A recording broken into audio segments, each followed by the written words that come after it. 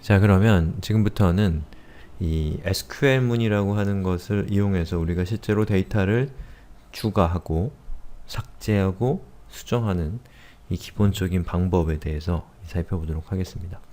제가 지금 말씀드렸던 이런 명령 추가, 수정, 삭제, 변경 요거는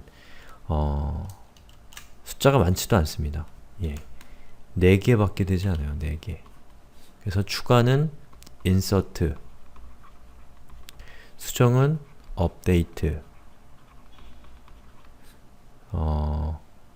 삭제는, 그리고 조회는 읽어오는 거죠. select. 이렇게 4개의 명령밖에 없습니다. 예, 요것들만 알고 계시면 여러분이 이 데이터베이스를 기반으로 하는 애플리케이션을 만드는데 큰 부족함이 없을 겁니다.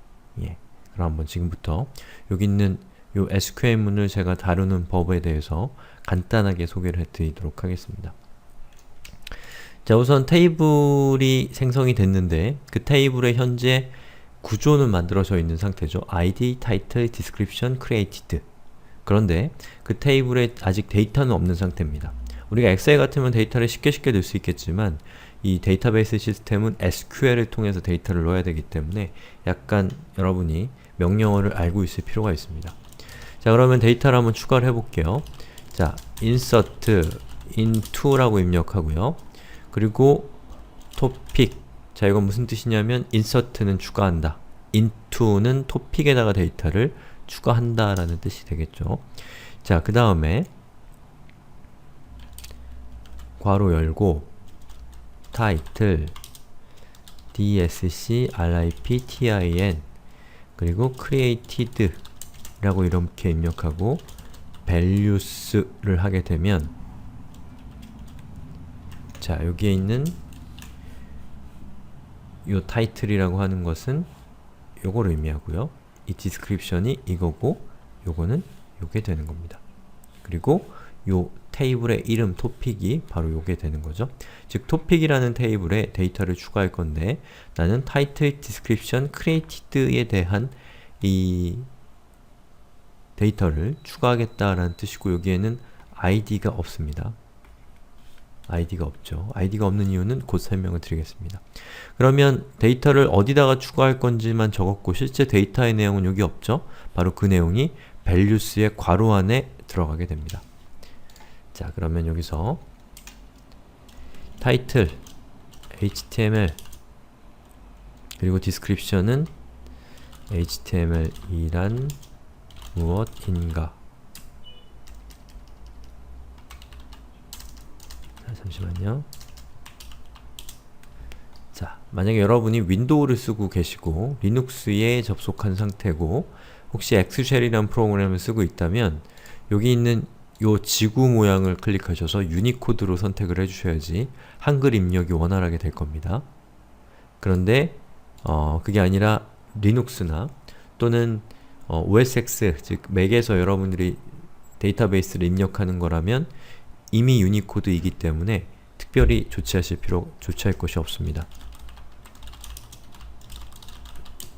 자, 이렇게 하고 그 다음에 created는 now라고 이렇게 하는 겁니다. 그리고 끝에 세미콜론을 하고 엔터를 쳤습니다.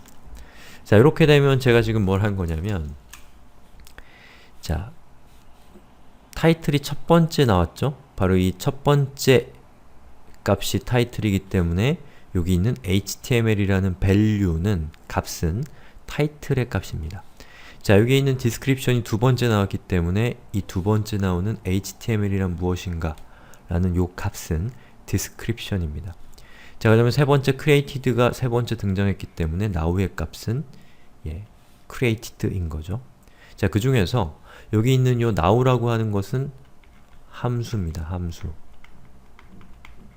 영어로 function이죠. 근데 이 함수는 php의 함수가 아니라 이 데이터베이스도 함수를 갖고 있습니다. 그래서 이 now라고 하면 여러분이 직접 현재 시간을 적어주는 것이 아니라 요 now가 데이터베이스에서 데이터가 추가가 될 때, create에 추가될 때 현재 시간을 알아서 시간을 넣어주게 되는 겁니다. 자, 그렇게 해서 우리가 데이터를 추가했고요. 만약에 여기 있는 이 description을 여러분이 요 앞에다가 놓고 타이틀을 뒤에다 놨다고 하면 요 값의 순서도 앞, 뒤가 바뀌어야 됩니다. 예, 그 얘기를 들으니까 여기 있는 이것의 의미가 조금 더 명확해지시죠? 자, 그 다음에 우리가 데이터를 추가했으니까 그 다음에는 데이터가 잘 추가됐는지 확인을 해야겠죠? 조회를 해보겠습니다. 자, select 별표 from topic 이라고 하고 엔터를 땅 쳐보세요. 자, 그러면 화면이 뜨죠? id 값은 1번이고 타이틀은 html에 description은 요거고 created는 이거다 라고 뜨죠. 자, 여기 있는 select라고 하는 것은 여러분이 보고 싶은, 열람하고 싶은 정보를 선택한다 라는 뜻으로 이해합시다. 자, 그리고 여기 있는 별표는 제가 조금 이따가 설명드리고요. 자, from topic이라는 것은 topic이란 이름의 테이블에 데이터를 보여달라 라는 뜻입니다. 그 결과로 이렇게 표를 화면에 출력하고 있는 것이죠. 자, 그런데 한 가지 제가 여러분들이 궁금해할 만한 부분이 또 있는데 여기 select를 대문자로 썼습니다. 요거는 소문자로 써도 상관없습니다. 자, 근데 관습적으로 저는 대문자를 쓰고 있고요. 대문자로 썼을 때의 장점은 요 select와 같은 문법적 구성과 이 topic과 같은 그 실제 데이터를 구분할 수 있다 라는 점에서 저는 select를 쓰는 편입니다. 근데 소문자로 써도 전혀 문제가 없습니다. 자, 그러면 제가 여기 있는 요 정보들이 다 출력이 되고 있는데 이 정보 중에 타이틀 값은 보고 싶지 않고 디스크립션 값은 보고 싶지 않아요. 너무 길어서. 그래서 id와 타이틀 created만 보고 싶다 라고 하면 이렇게 하면 돼요. id, 타이틀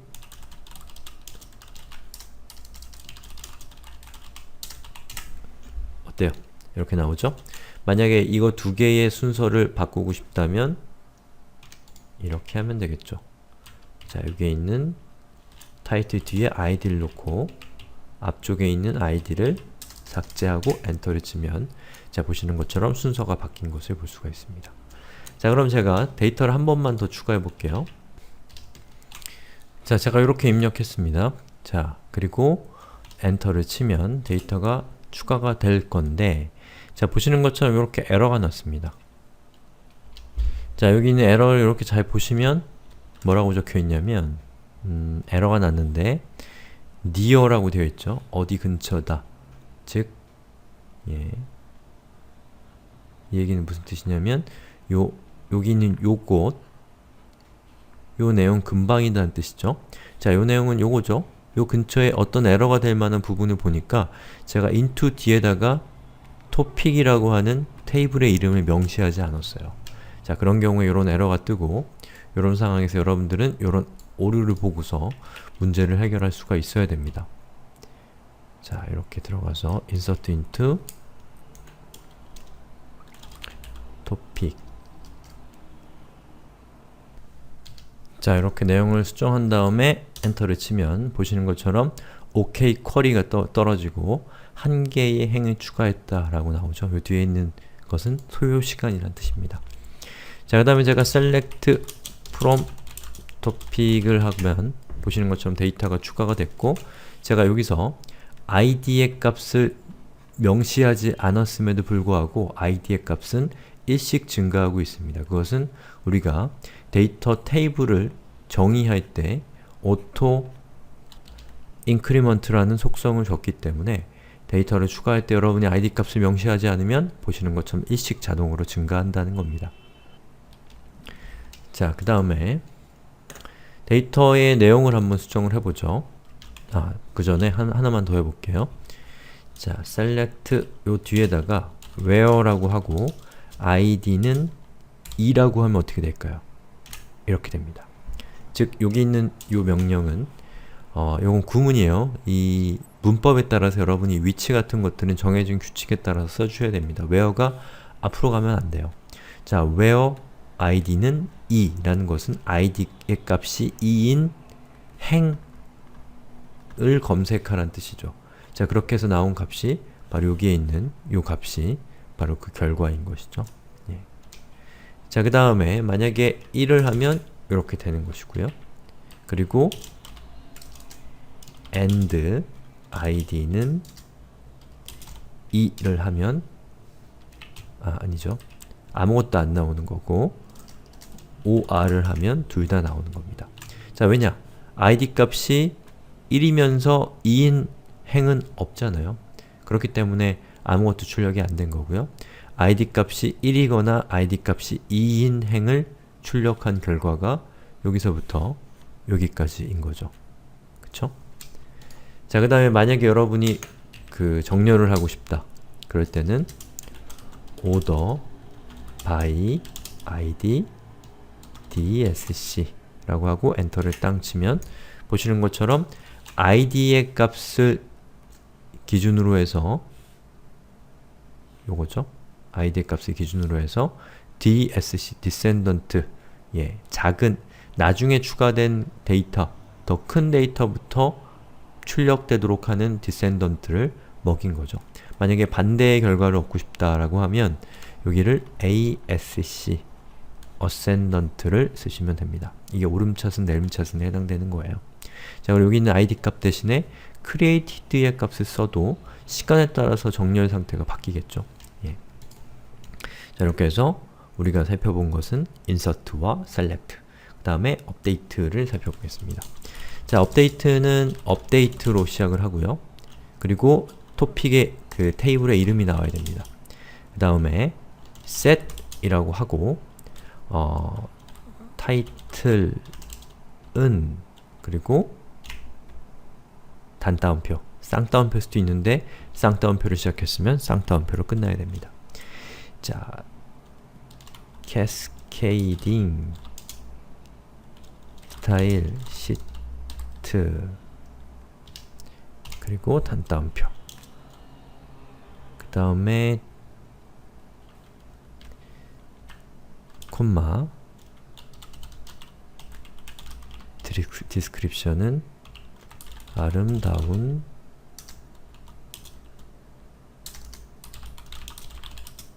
언어 이렇게 하고요. 그 다음에 where를 잘 적으셔야 돼요. 만약에 이걸 빠뜨리면 모든 행에 대해서 이런 결과를 적용하는 아주 위험한 명령입니다. id는 2라고 하고 세미콜론 엔터를 하면 자, row matched 1, change 1이라고 나오죠? 자, 그러면 제가 select를 한번 해보겠습니다. 자, select 된 결과는 어때요? 지금 화면이 좀 깨지고 있는데요. 제가 좀 화면의 크기를 줄일게요.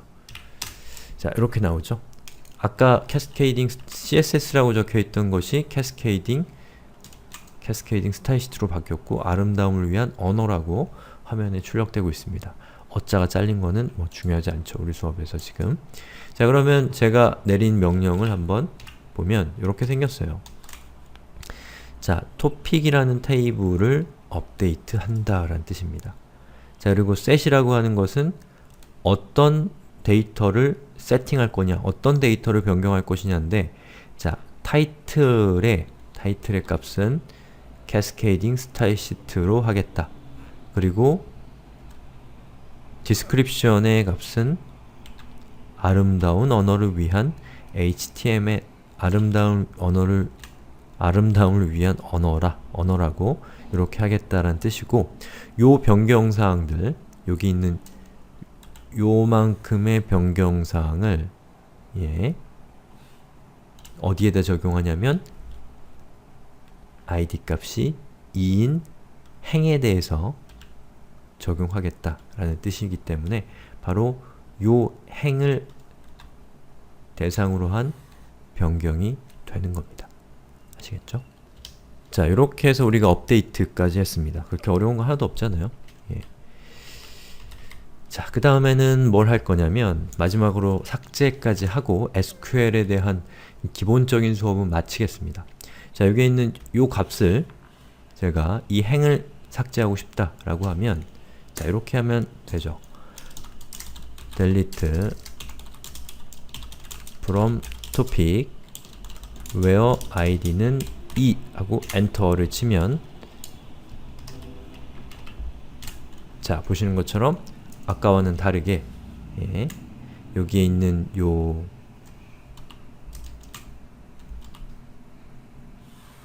행이 삭제된 것을 볼 수가 있습니다. 그래서 여기에 있는 delete from topic은 토픽 테이블의 행을 삭제하겠다라는 뜻이고 id 값이 2인 행을 삭제하겠다고 해서 바로 요것이 삭제가 된 겁니다. 지금까지 제가 그 SQL문에 대해서 여러분들께 설명드리고 데이터베이스에 대한 일반적인 얘기까지도 설명을 드렸습니다. 근데 여기 있는 이 내용으로는 조금 부족할 수가 있어요. 물론 여러분이 선택을 해야 돼요. 데이터베이스를 어느 정도 정복한 다음에 나머지를 하겠다. 그러면 제가 추천드리고 싶은 것은 이 생활 코딩에 있는 MySQL 수업을 참고하시는 것을 추천을 드립니다. 여기에 보면 제가 설명드렸던 그런 여러가지 명령들에 대해서 좀 더 자세하게 수업이 나와 있으니까요. 저걸 보시면 도움이 될 겁니다. 또는 지금 제가 설명드린 걸로도 이 뒤에 나오는 후속 수업을 이해하는 데는 큰 어려움은 없습니다. 그렇기 때문에 후속 수업을 쭉 보신 다음에 나중에 제가 보여드렸던 그 수업을 보시고 그리고 이 데이터베이스 관련된 전문적인 서적들을 보시면서 데이터베이스에 대한 이해 그런 것들을 높여가셔야 됩니다. 저것만으로는 다 부족합니다. 그런 방법도 있으니까 여러분 자기 취향에 맞게 선택하셔서 공부를 하시면 되고요. 데이터베이스는 중요하다라는 것만 잘 명심하시면 되겠습니다. 한 가지만 더 말씀드리면 우리 후속 수업은 이렇게 구성이 됩니다. 하나는 PDO라는 방식에 대해서 살펴보고요. 또 하나는 MySQL 확장이라는 거에 대해서 살펴봅니다. 이러한 것들이 하는 역할은 무엇이냐면 여러분들이 PHP를 통해서 데이터베이스에 접속하는 방법에 대한 겁니다. 그래서 여기에 서버가 이렇게 있을 때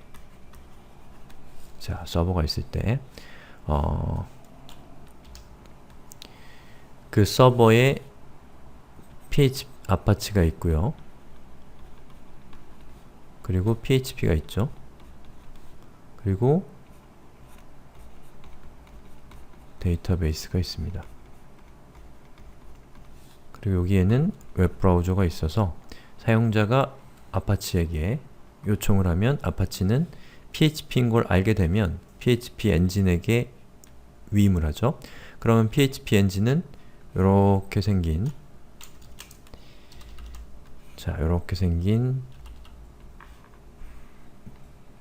PHP 문서를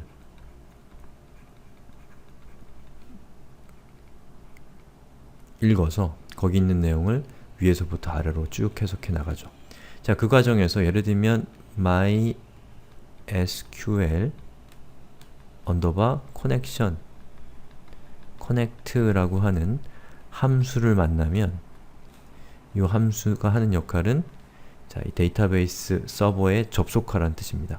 그러면 PHP는 이 부분을 읽고 이 MySQL connect라고 하는 이 함수가 지시하는 대로 데이터베이스 서버에 접속을 하죠.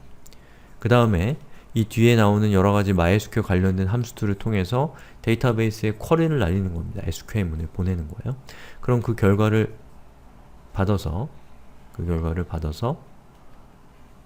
최종적으로 HTML 파일을 만들고 아파치는 PHP가 만들어진 HTML 파일을 웹브라우저로 보내줘서 화면에 출력되게 되는 겁니다.